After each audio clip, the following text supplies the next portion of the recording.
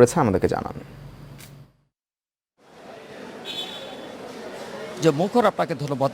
মুখর খুলনায় কিন্তু তীব্র তাপদাহর সাথে গরম বাতাস বইছে, সেই সাথে কিন্তু প্রচণ্ড গরম।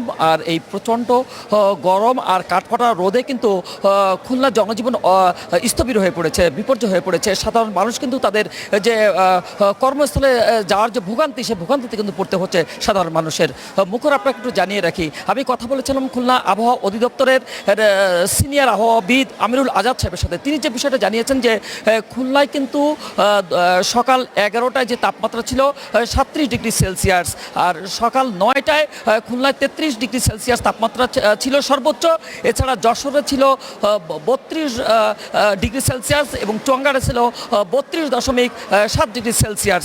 তিনি যে বিষয়টা জানিয়েছেন যে বেলা যতই বাড়তে থাকবে ততই কিন্তু খুলনা তাপমাত্রা বাড়তে থাকবে, যেটা জানিয়েছেন আবহাওয়াবিদ আমিরুল আজাদ।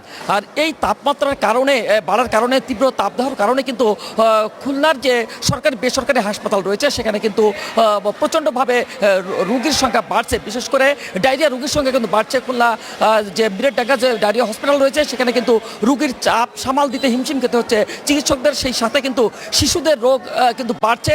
খুলনা শিশু হাসপাতালেও কিন্তু একই পরিস্থিতি দেখা দিয়েছে। সেই সাথে খুলনা মেডিকেল কলেজ হসপিটালেও প্রচণ্ডভাবে রোগীর চাপ বেড়েছে, যেটা জানিয়েছে চিকিৎসকরা। বুকল, এই ছিল আমার কাছে খুলনা থেকে তাপদাহর সর্বশেষ খবর। বাবুল, আপনাকে ধন্যবাদ। আমাদের